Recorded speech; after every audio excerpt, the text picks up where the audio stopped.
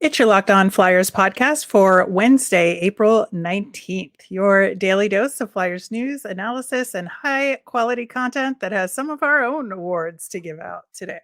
Yeah, let's do it. Yeah, a lot more in depth awards than the Flyers did, and hopefully we'll have a lot of fun with it. Your Locked On Flyers, your daily podcast on the Philadelphia Flyers. Part of the Locked On Podcast Network. Your team every day.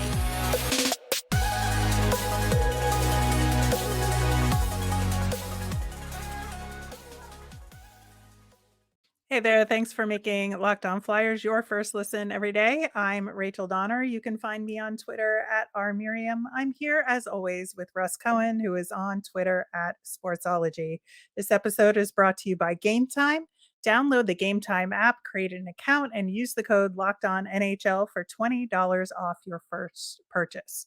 Subscribe or follow Locked On Flyers for free on YouTube or anywhere you listen to podcasts to get the latest episode as soon as it's available here on the Locked On Podcast Network, your team every day. Russ, before we dig into our Flyers end of season awards and superlatives, one thing we wanted to touch on that we didn't really talk about on yesterday's show uh, from the postmortems that Tortorella and Danny Briere gave was Danny Briere, I thought, was pretty curt and short about being asked if he had gotten any indication as to if the interim tag was going to be removed from his title. Yeah, it's a weird place for him to be because he's planning as if he's the guy. He's having end of the season meetings, draft strategies, all these things. If it were me, he's kind of gone already further than I would have had the interim tag go. Like that's just me. I would have had him announce that, at that conference that it's his permanent position, but they didn't do that. I don't know why. And he doesn't know why either, and I don't sense he loves it. No, he did not love it at all based on the tone from the answer to that. And, whether he was trying to send a message there that he wants an answer now remains to be seen. But yeah, I was a little surprised they there wasn't some sort of communication from Dan, not Danny, but Dan, Right. at Comcast to be like, no, we're still doing the search, or just some sort of clarity on that Yes. from the executive side of things. But Because now, and especially from a fan standpoint, the fans don't know if this is the guy. The media doesn't know, so it's kind of like you can't even write about a search taking place. It's an odd place to be. it really is, but again, that's just one of those balls in It's the air that we've been Flyers. talking about, in terms of so much happening all at once. But we do have a season to talk about in our own way, so we have some superlatives and, end of season awards that we would like to give to the Flyers. Our first one is most underappreciated player. Russ, who you got? I'm going Morgan Frost because I felt like all year he was outpacing all the other guys in points, and especially the last couple of months. And nobody really said much. Nobody wrote much. Once in a while, like, hey, Frost is doing good, but like I just think he took the biggest step forward, and so yeah, I felt like he was underappreciated. Yeah, I think that's fair. I'm gonna say Rasmus Ristolainen. That's good. I think that he just improved so much over the course of the season defensively, and I think he's one of the guys that bought into the Tort system more than anybody on the Yeah, team, and it worked to his benefit, which if you had asked me before the season, I would not have said that.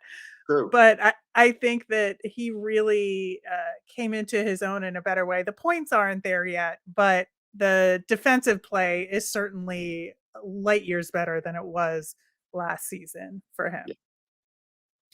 Yeah. Next, question, or I don't know if it's an award or a superlative, but, most guy likely to inexplicably return to the Flyers.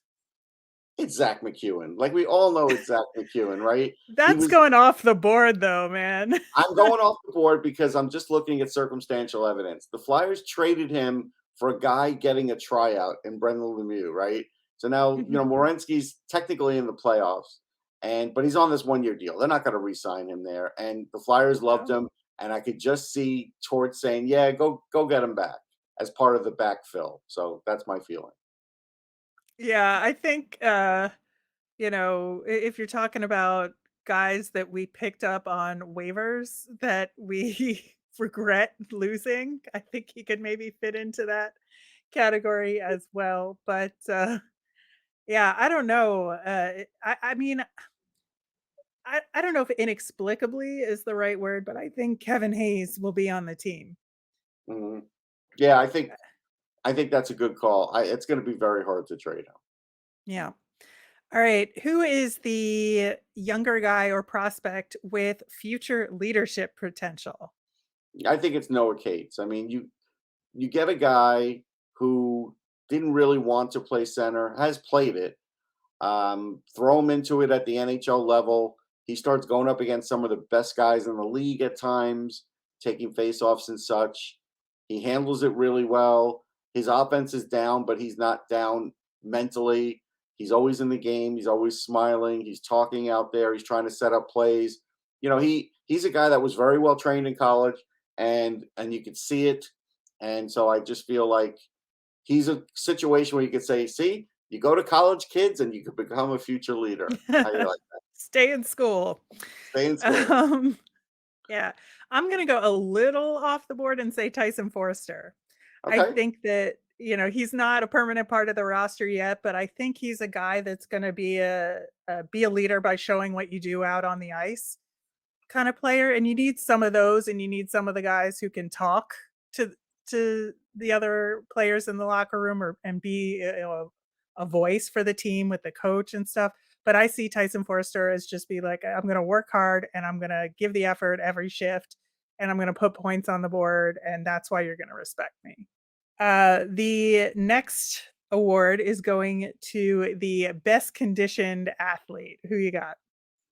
I got Ivan Provorov. Like, if you ever go, or if anybody has a chance to ever go pregame discussion with the coach, pregame interviews, Ivan Provorov's out there at like 4:45 doing his hip exercises every time. And that's not even all of his game day routine. That just starts his game day routine. So there's nobody more committed. You could see it. You could see by the minutes he plays. He's an amazingly conditioned athlete. Yeah, I gotta agree with you there. That would be my selection as well. It's his reputation on the team and around the league, and there's absolute truth to it. Next award, the player who refers to the media as you guys as a negative the most.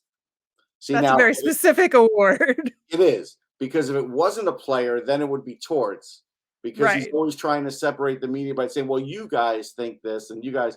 I'm going to say it's Tony D'Angelo. Tony D'Angelo uses it at least once or twice every post game, as if like we guys think of things harsher or in a different way than he does. And so, Tony, you get the award. I think that's absolutely fair. And you would know the answer to that the most, being in the locker room the most, between the two of us. The next one is along the lines of media, always willing to speak. It's Scott Lawton. Like, if there's always a guy on a team, and I'll give you an example. Like when I was covering the Rangers exclusively, the one guy I could always go to for a quote, Kevin Weeks. Well, Kevin Weeks is in Mm. the media now. It's not really surprising. He was always willing to speak, and that's a goalie even on his day off, willing to speak. So Scott Lawton's the same thing, super approachable. And when guys have had a horrible game and nobody wants to speak, he'll always speak. He always takes the bullet.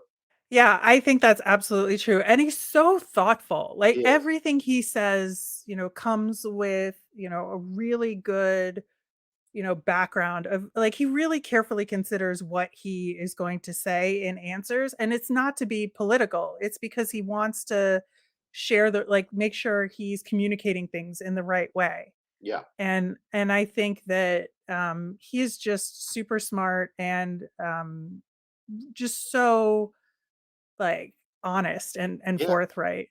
about everything he has to say. I appreciate that as well. The almost too chill award for me goes to Wade Allison. He is just like he is not a man of many words, I will say. And he's very focused on, what he has to do, and he doesn't really want to talk about how he gets there. I'm going to say Nick Delorier. He's sort of like that too. He doesn't like to talk about his business because a lot of his business is fighting and punching guys in the face. Not all of it, but some of it. And he also seems that way. So I'm going to go with Delorier. All right. Uh, the award for having the most hallway discussions with opposing team players. Like, this is something we see every time we go out of the locker room. Players are meeting up with other players from other teams, their former teammates, their friends, their family, all of that. It's Kevin Hayes is the winner by far. He's got a crowd of 2 or 3 from opposing players every game out in the hallway. It's a guarantee. And it's probably all Massachusetts guys. That's what I've Right. clocked a lot of them as. So yeah, he's the winner there.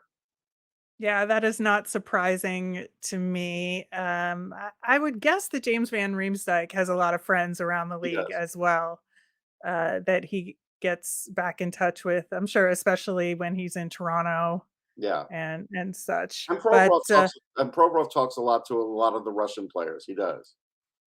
yeah, I would expect that as well. All right, we have more awards and superlatives to get to, and we will do that coming up next. Buying tickets to your favorite events shouldn't be stressful. Game Time's the fast and easy way to buy tickets for all your sports, music, comedy, and theater near you. With killer deals on last minute tickets and the best price guarantee, you can stop stressing over the tickets and start getting hyped for the fun you'll have. My favorite part of the Game Time app is it's great for getting notified about the last minute tickets and flash deals. Plus, you can get views from your seats. The Game Time guarantee means you'll always get the best price. If you find tickets in the same section and row for less, Game Time will credit you 110% of the difference. Also, tickets are sent directly to your phone so you never have to dig through your email. Snag the tickets without the stress with Game Time. Download the Game Time app, create an account, and use the code LOCKEDONNHL for $20 off your first purchase. Terms apply. Again, create an account and redeem code LOCKEDONNHL for $20 off. Download Game Time today. Last minute tickets, lowest price guaranteed. All right, Russ, we're going to dig into some more awards here. The Flyers do have a nice guy award, but it's more uh, formalized It in a is. way. And so there's like different kinds of being a nice guy. So the Aw Shucks Nice Guy award from Locked On Flyers goes to. Owen Tippett. Like, anytime you interview him, Yeah. he's just has no ego. He's just willing to listen to everything, give a thoughtful answer to everything, chat around even if there's no crowd. He is that guy. So maybe it's his upbringing, but yeah, he's like that all shucks kind of guy. Yeah. And the guy who you would want to be your next door neighbor. Yeah, I feel it's like Nick Sealer because, for one thing, if we're having trouble down the block, he could take care of it, punch out the guy, whatever. So that's good. I feel like if I broke my leg, Nick would come and mow my lawn. He seems like that kind of guy. I feel like if I run out of beer, I can go get a beer from Nick. So he seems like that guy. Yeah, I think I want Travis Sanheim to be my next door Yeah, neighbor yeah, because that's a good one. I feel like he's a super good dude and would be there in a pinch, but also he's going to be quiet and not bother you when you don't want to That's be true. bothered. That's a good point. No parties. Yeah, yeah. So that is why I would like Travis Sanheim living next door. All right, best mustache. I'm going to give this to Morgan Frost because it's a big improvement over last year. It's really most improved mustache, but he's worked on it. Like, last year was like my first mustache, but now it's really started to fill in for him, and I think he's styling it well. So I'm going to give it to Morgan. Yeah, that's I think he definitely has improved both with his on ice hockey play this season as well as his grooming habits. I think for me, I would probably pick Risto. He's just so well put together. Mhm. Like you could tell just he puts a lot of thought Really into blonde, though, it's hard to see, that's the it only is hard to see, thing. yeah, but, like, when you see him up close, you're like, "Man, that is styled Yeah, to, yeah, like, yeah. a tenth of an inch," you know? Yes. So, I appreciate that kind of effort that he puts into it. And I guess, like, so that would double as my best beard award? Okay, that's fair. Yeah, I'm gonna go Nick Delorier because he's got the everyman beard. Sometimes it's groomed, sometimes it's scraggly, but that's how mine is. Sometimes, it depends if I feel like grooming it or not. So I feel like Nick Delorier is everyman with his beard. So I'm gonna go Delorier. Okay. Um, the most likely to host a dinner party. Yeah, I'm gonna go Scott Lawton. I could see him coming out there with charcuterie and brioche and certain cheeses, mascarpone. I could see him being a refined guy and going with like mascarpone. So it just seemed I could just picture him that way. So I'm going to go Scott Lawton. I might go, like, kind of on the opposite side of that, that it would be a dinner party, but it would be like, "Let's get some beer and wings and, like, some Yeah, pizza or it'll be, something," yeah. I could see and that. that would be Joel Farabee for me. Oh, okay. Yeah, Farabee definitely with the beer and wings. I think Scott would do that too, but I do think he's more refined. But I Right. see it more in Joel Farabee for sure. Yeah, yeah, so it would be more of the party and less of the dinner, I Yes. guess we would say. Yeah, it's like, let me order 100 wings and a keg of beer. That's my party. Exactly. Yeah, Alright, who is the player we know the least about? it's Risto. You don't ever learn anything about him. If I asked you what was his upbringing like, do you know? I don't know, and I've seen him in the league for all these years. If you asked him, does he have any brothers or sisters? I don't know. Like, I just don't know anything about him. I don't know if you're clued in better than I am, but No. No, he is definitely a mystery, and in some ways I kinda like that uh huh, because I like a good mysterious hockey yeah, player, yeah, yeah. where he just kinda shows up and does his business and goes home from the rink and we just don't know where he goes. Like, does he even go home? I don't know. Yeah, we don't know. But I think for me, based on the times that I've spent more often at the practice facility, it's Sam Urson.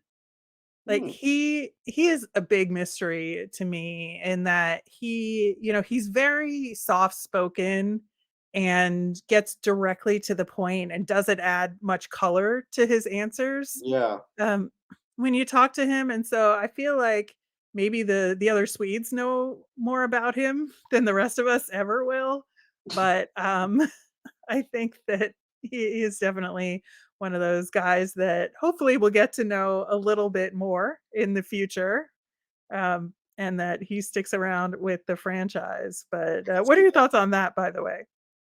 Well, with him sticking around, Yeah. yeah, I think based on yesterday, he's sticking around. I think he's going to be the backup. I don't think Sandstrom will be the backup. That's just a gut feeling. Yeah, I think so too. All right. This is a really good one. The best 1,000-mile stare. Because we've all been there, right? At the end of a game, somebody gets either a tough, a last second goal, or you get shellacked 8-0. And I'm going with Carter Hart. It's taken a few years, but he's got it down now. He really does. And he shows no emotion. He is emotionless. No, it is so true. Like you think about like when he makes a stop, like there are some goaltenders that will do like the like, hey, I Yeah. did that, or Yeah. do like the chuckle thing, or like Aaron have Glove. glove, or like have a moment with Yeah. like their defenseman or something. Carhartt does not do any of those things. He's just like, "Yep, that's my job. I just did it. We're moving on." Right. Yep. And I absolutely love that about it. I was thinking about this category in a slightly different way, and I went with Scott Lawton because he is known for his sort of murder face Yeah, he's got the expression. murder face. That's true. And so I think that he's very different on the ice and off the ice. Yes. So he's got that murder stare while he's on the ice, no question. I especially like it when he gets a face-off, even if he isn't the best at face-offs overall. I think his stare at face-offs is a thing to behold. But then, like, you get him off the ice, and he smiles, and Yeah. he's just really you don't get a picture of it though. Like, you don't No, often see it, but no, it's true. all right, that is our awards and superlatives for the season. If you have your own award or superlative you would like to award to one of the Flyers from this past season, certainly let us know. We will bring some of them up that we like on future shows. In the meantime, we have your mailbag questions to answer, and we will do that coming up next. All right, Russ. This first question from our mailbag is a real good one because it's another sort of explanatory question, and terms in hockey get thrown around a lot. And it's just helpful, I think, to clarify what some of them are. So, Mario wants to know, can you please tell me what a flat salary cap is? Are there any other types of salary caps? And how is it that teams like Boston, Toronto, and Pittsburgh can load up with star players at the trade deadline and still fit under the cap, and the Flyers seem to have trouble? Well, I mean, they shouldn't have trouble because other teams have figured it out. But a flat cap just basically means this is your number, and maybe there's an escape hatch or two, but not too many. And this is it. Like, you can't go over this number. You have to walk into the season compliant, or you basically, I think you get fined. I think you get fined Right. a lot of money. I think it's also talking about when the league does not raise the salary cap at all. Yeah, well, So that's not normal. It happened early on in the cap, and then it happened obviously during the pandemic and keeps. But even last year it went up, and it's going to go up this year. So yeah, that's I guess that's more what he's thinking maybe with the flat cap, but that's not normal. right. So in terms of not having an increase from year to year, or a very, very small increase like we're having, if it's only Right, $1 million up, right. that's not going to help you in a significant way, especially if you're already in cap trouble, which, the Flyers are in a tough spot Oh, right now. and as far as other caps, like you could look at baseball, they call theirs a luxury tax. It's still a cap.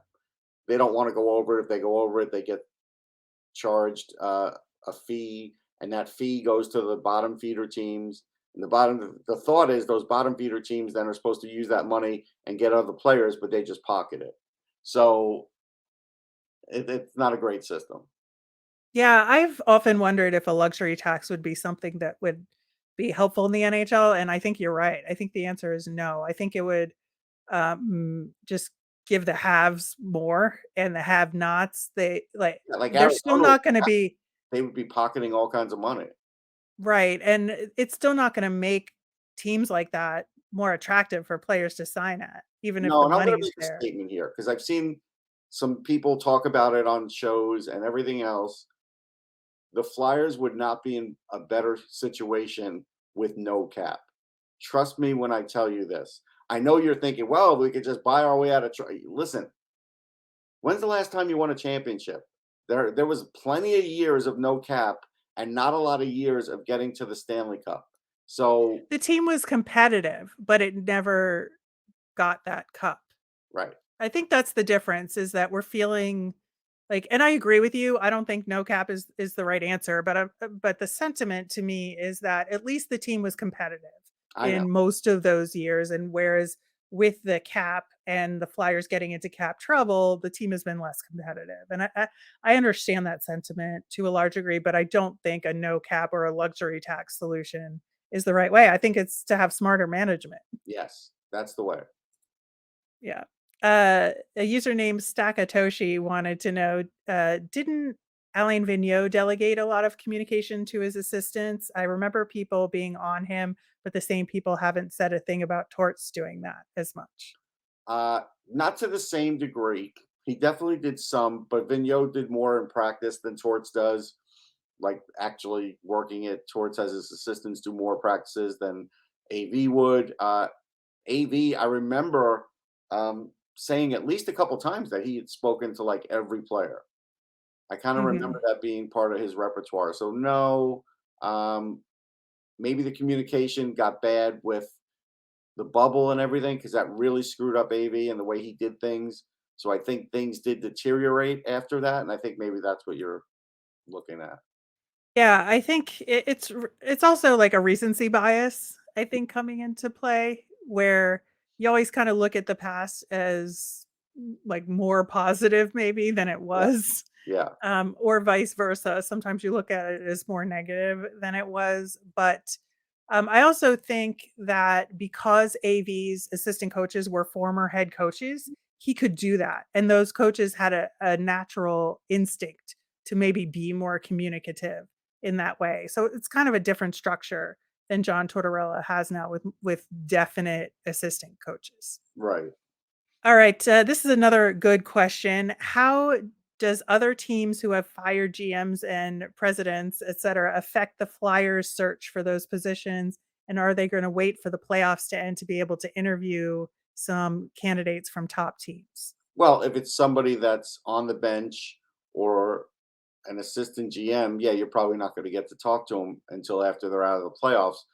But remember, when you're hiring a director of hockey ops, there are a lot of guys that have had consulting jobs around the league because they used to be a GM or they used to be, a director of hockey ops or something like that. And they're just sort of helping out the team in certain ways.